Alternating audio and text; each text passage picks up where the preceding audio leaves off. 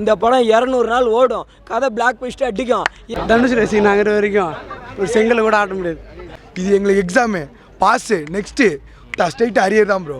நம்மளை பற்றி ரொம்ப உருட்டிக்கிட்டே தான் இருப்பாங்க, அதை நீங்கள் கண்டுக்காதீங்கன்னு அதிலே தெரிஞ்சு போச்சு இன்றைக்கி ஒரு சம்பவம் பண்ண போகிறாரு அப்படின்னு சொல்லிட்டு.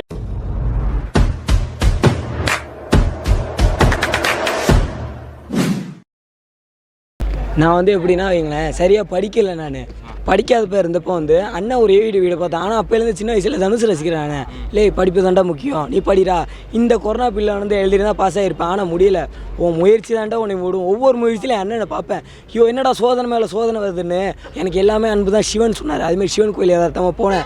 அண்ணன் சொன்னதை ஏன் நம்ம ஃபாலோ பண்ணக்கூடாது அப்படின்ட்டு மறுபடியும் எக்ஸாம் எழுதி 10th எழுதினேன். இப்போ 10th எழுதி பாஸ் பண்ணி மறுபடியும் கடைசியில் 11வது போட்டிருக்கேன். அண்ணன் வந்து தப்பான வழிகளை போக சொல்ல, நல்லதே படிடா, நல்லதே செய்யடா, அடுத்தவன் பேச்செல்லாம் கலக்காதடா, உன்னை அசிங்கப்படுத்துறானா அது உனக்குள்ளே தேடுறா. நீனு உன்னை தாண்டா நீ வளர்த்துக்கணும், மற்றவன் எது சொல்கிறது கேட்காதடா, உன் பார்வையை நோக்கி நீ பயிடுறா. நிறைய பேர் சொன்னாங்க எஸ்கே வளர்த்துட்டான்னு சொல்லிட்டு இருந்தாங்க. ஆனால் இன்னொன்று சொல்கிறேன், என் அண்ணன் வளர்த்துற அதெல்லாம் பெருமையாக நினைக்க மாட்டார். எங்கள் அண்ணன், என் அண்ணனுக்கு அதுவுமே பிடிக்காது. எங்கள் ரசிகர் தான் எல்லாத்துக்குமே எங்கள் அண்ணனு. எங்கள் அண்ணன் வந்து இப்போ என்ன சொன்னார்னா, கூட ரசிகராக பார்க்கல, எங்கள் ஒரு அண்ணனுக்கு ஒரு தம்பியாகவும் பார்க்குறாரு. இப்போ கூட என்ன சொன்னாங்க, காரில் போகிறேன் பின்னாடி வராதிங்க, அது எங்களுக்கு வந்து அவர் நாங்கள் கீழே விழுந்துருன்னு நினைக்கல. ஆனால் என்ன நினைக்கிறாங்க, எங்கள் ரசிகர்கள் என் தம்பிங்கள் கீழே விழுந்துடக்கூடாது, ஏன்னா என்னை நம்பி வந்திருக்காங்க அப்படின்னு சொல்கிறாருல்ல. அதே மாதிரி எங்கள் அண்ணன் சொல்கிறேன், எங்கள் அண்ணன் அடுத்த வருஷத்தில் வடச்சென்னை 2 எடுப்பார். அது இதோட நேஷ்னலில் வடு வாங்கும், அடித்து உறுதியாக சொல்கிறேன். இப்போ அடுத்தது இட்லி கடை ஸ்டில்லே சொல்கிறேன், அவ்வளோ மிரட்டி விடுது. இப்போ எடுத்துருக்க குபேர்னு கதை சொல்கிறாரு பாருங்க, அவருக்கு வச்சே டெஸ்ட் இல்லை, எங்களுக்கு வச்சே டெஸ்ட்டு. இந்த படம் 200 நாள் ஓடும், கதை பிளாக் பஸ்ட் அடிக்கும். எங்கள் அண்ணன் சொல்கிறேன், படம் கொளுத்து எரியும். எங்கள் அண்ணன் வந்தாலே ஆரம்பத்தில் ஒல்லியாக இருக்கிறான் அப்படி இருக்குன்னு சொன்னாங்க.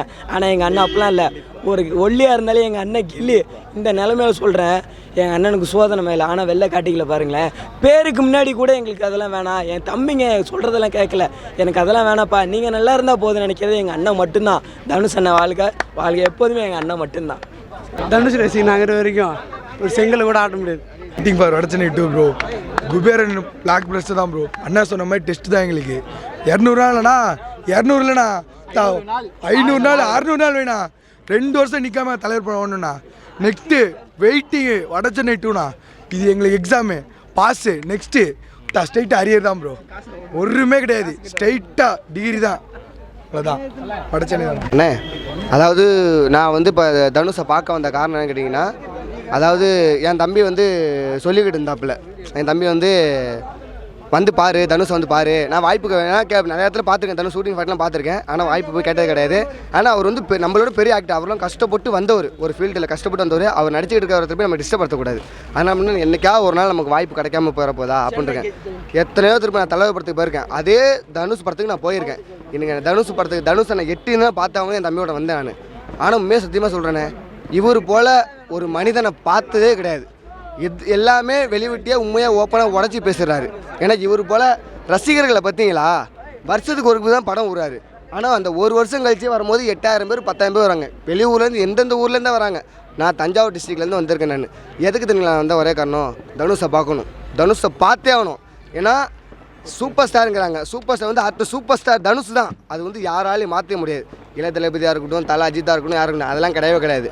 அடுத்த சூப்பர் ஸ்டாருக்கு முன்னாடி அடுத்த சூப்பர் ஸ்டாராக, ஏன்னா இன்றைக்கி அவங்க குடும்பத்தில் பேசுகிறாங்க நமக்கு தெரியாது. ஆனால் அடுத்த சூப்பர் ஸ்டார் இந்தியன் புருஸ்லி தனுஷாக தான் வருவார். மேலும் மேலும் வளருவார், வளர்ந்து வந்துக்கிட்டே இருப்பார். அவர் சொல்கிற மாதிரி படம் வந்து அவராக நடிக்கலை, ரசிகருக்காக நடிக்கிறார். அவர் ஒரே ஒருத்தர் சிம்பிளாக சொல்லிட்டாரு, அன்பே சிவம், நம்ம ஒல்லியாக இருந்தால் கில்லி மாட்டு போயிட்டார். இதுக்கப்புறம் நமக்கு என்னங்க வேணும்? வாழ்த்துக்கள். வணக்கம் ப்ரோ. நான் வந்து இப்போ ஃபஸ்ட்டு இந்த ஆடியோ லான்ச் பற்றி பேசிடுறேன். அவர் என்ன சொன்னார்னா, இந்த படம் ஷூட்டிங்கில் வந்து டைரக்டர்கிட்ட வந்து, சார் இது ரியல் குப்பியா இல்லை ஃபேக் குப்பியான்னு கேட்டுக்கிறாரு. சரிங்களா, டைரக்டரும் ஆமாப்பா இது ரியல் குப்பை தான் அப்படின்ற மாதிரி அவர் சொல்லிக்கிறாரு. இதில் வந்து ராஷ்மிகாவும் தனுஷ் அண்ணனும் இது சேர்ந்து பண்ணிக்கிறாங்கன்னு சொல்லிக்கிறாங்க. மெயினாக இந்த படத்தை நான் அவளோட காத்து நிற்கிறேன் பார்க்கறதுக்கு. சரிங்களா, வர ஜூலை 28 நம்ம அண்ணனோட பிறந்த நாள் வருது. சரிங்களா, அதனால் வந்து நான் ரொம்ப ஹாப்பியாக நான் ஃபீல் பண்ணுறேன். சரிங்களா, அதே மாதிரி இப்போ என்ன சொன்னார்னா, ஆடியோ லான்ச்சில் பேசும்போது என்ன சொன்னார்னா, இப்போ நான் வந்து எவ்வளோ நான் கஷ்டப்பட்டாலும் எனக்குள்ளே தான் இருக்குது, அதே மாதிரி தான் என் லைஃப்பும் போகுது. சரிங்களா, நான் எவ்வளோ கஷ்டப்படுறேனோ நான் எவ்வளோ பண்ணுறேனோ எவனும் வந்து தூக்கி விட மாட்டான். இந்த காலத்தில் வந்து எவனும் ஒருத்தம் கிடையாது, தூக்கி விடத்துக்கு யாரும் கிடையாது. உனக்குள்ளே தான் உன் நிம்மதி இருக்குது, நீ உன்னை நீ தேடு அப்படின்னு சொல்லிக்கிறாரு. அது எனக்கு ரொம்ப பெருமையாக இருக்குது. ரொம்ப சாட்டிஸ்ஃபைடு ப்ரோ, ரொம்ப சந்தோஷமாக இருக்குது இந்த ஆடியோ லான்ச் பார்த்ததுக்கு. பயங்கரமாக இருந்துச்சு ப்ரோ. ஏன்னா இது ரொம்ப வருஷமாகவே பார்த்தீங்கன்னா அவர் ரொம்ப பொறுத்து சைலண்டாக போயிட்டு இருந்தார். இன்றைக்கி ஆரம்பத்தில் ஒன்று சொன்னார், இதுமாரி வந்து நம்மளை பற்றி ரொம்ப உருட்டிக்கிட்டே தான் இருப்பாங்க, அதை நீங்கள் கண்டுக்காதீங்கன்னு. அதிலே தெரிஞ்சு போச்சு இன்றைக்கி ஒரு சம்பவம் பண்ண போகிறாரு அப்படின்னு சொல்லிட்டு பயங்கரமாக இருந்துச்சு. அவர் சொன்ன ஒன்றுமே, அவர் சொன்ன ஒரு விஷயம் அது எல்லாருக்கும் பொதுவானது. யாராலையுமே சரி, யார் என்ன நெகட்டிவிட்டி ஸ்ப்ரெட் பண்ணாலுமே அவரால் ஒரு செங்கலை கூட நவுத்த முடியாது, புரியுதா? அந்த சொன்ன விஷயம் தான் பயங்கரமாக பிடிச்சிருச்சு. அவர் அவ்வளோ ஆக்ரோஷமாக பேசி இப்போ தான் ஃபஸ்ட் டைம் பார்க்குறேன், ரொம்ப நல்லா இருந்துச்சு. அதெல்லாம் வடச்சனை அப்டேட் ஆமாம், அது சொல்லியிருக்காரு, அடுத்த வருஷம் கண்டிப்பாக வந்துடும் அப்படின்னு சொல்லியிருக்காரு. ரொம்ப ஈகராக காத்துட்ருக்கோம். குபேரா படம் எப்படி இருக்குன்னு நினைக்கிறீங்க? கண்டிப்பாக அது பயங்கரமாக இருக்கும். கண்டிப்பாக படம் கண்டிப்பாக சூப்பராக இருக்கும். அவரே அவ்வளோ கான்ஃபிடென்ட்டாக சொல்லிட்டார், என்னை நம்பி பார்க்கலாம் அப்படின்னு சொல்லிட்டு. ஸோ படம் கண்டிப்பாக ஹிட் அடிச்சிடும், டவுட்டு. தலைவரோட ஸ்பீச் எப்படி இருந்துச்சு? என் தலைவன் ஸ்பீச் என்றைக்குமே மாசாக தான் இருக்கும். அதாவது சும்மா வாய் உதாவுக்கு பேசுகிறவன் பர்ஃபார்மன்ஸுன்றதுக்கு என்ன எஸ்டாப்ளிஷ்ன்றது இதுக்கு முன்னாடி ஒவ்வொரு ஜென்ரேஷனுக்கும் ஒவ்வொருத்தங்க இருந்தாங்க. சிவாஜி கணேசன் எப்படி இருந்தாரோ, கமல்ஹாசன் எப்படி இருந்தாரோ, அதே மாதிரி இப்போ இருக்க ஜென்ரேஷனுக்கு தனுஷ் அண்ணன் மட்டும்தான். அதை நாங்கள் ரொம்ப மாறு தட்டிக்கிட்டு சொல்லுவோம். அவரோட ஃபேன்ஸாக இருக்கிறது எங்களுக்கு ரொம்ப பெருமை. எங்களுக்கு இருக்க ஒரே ஒரு சின்ன விஷயங்கள் தான். எக்கச்சக்கமாக பேசுவாங்க, என்னென்னமோ பேசுவாங்க எங்கள் அண்ணனை பற்றி. என்னென்ன நியூஸ் வருமோ இவங்க இது பண்ணாங்க. அவர் பண்ண நல்ல மனசுக்கு தான் அவர் இந்த இடத்துல இருக்கார்.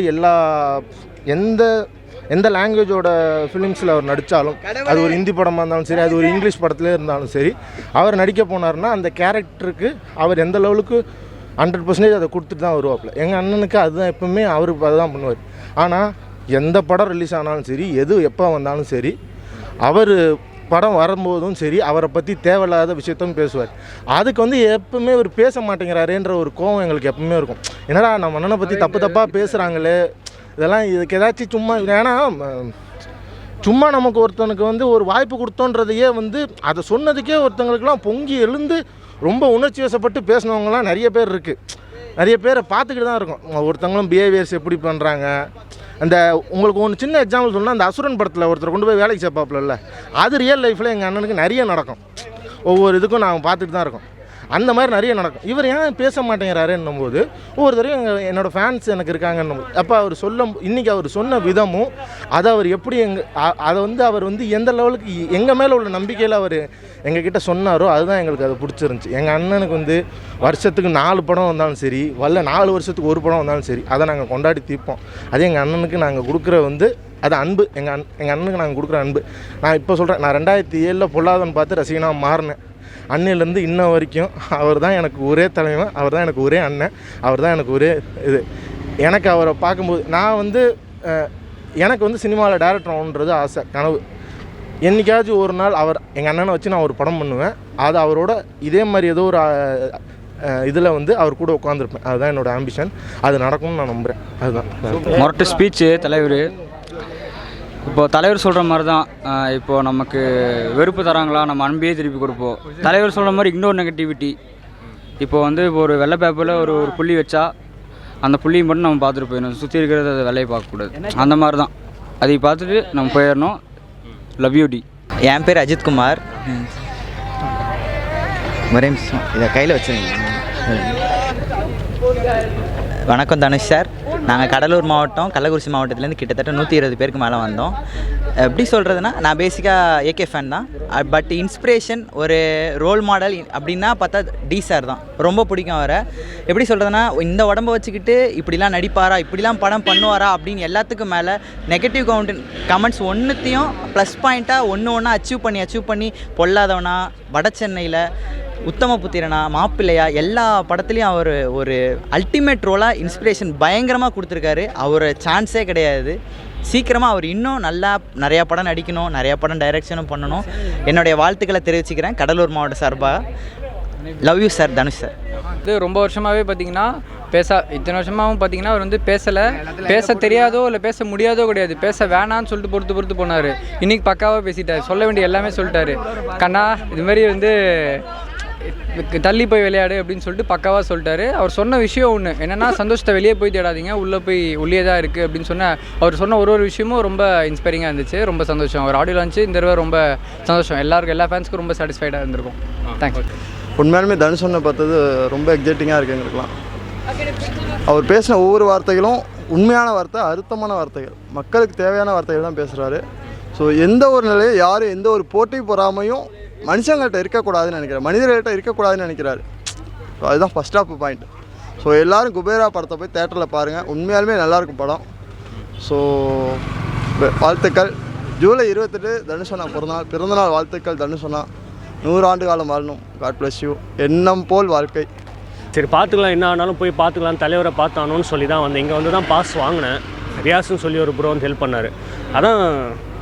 அதான் தெரியும்ல, இது தனுஷ்னாலே ஒரு தன்னம்பிக்கை அந்த மாதிரி தான் வந்து பேசினார். இப்போ இது அவர் சொன்னதுக்கும் இது எங்கள் லைஃப்பில் இப்போ நாங்களும் இந்த லவ் மேரேஜ், அதான் அந்த போட்டி பொறாமல் அது எல்லாம் அதே மாதிரி தான் இது அவருக்கும் இருக்குது. அவர் வந்து இது டாப்பில் இருக்கார், இமயமலையில் இருக்கார், அதில் நாங்கள் ஒரு சிறு துரும்பு. எங்கள் லைஃப்பில் என்ன நடக்குதோ அது அப்படியே வந்து அவர் பேசின மாதிரி இருந்துச்சு. வந்ததுக்கு ஃபுல்லாக பார்த்தோம், நிறையவா பார்த்தோம். ரொம்ப சந்தோஷம்.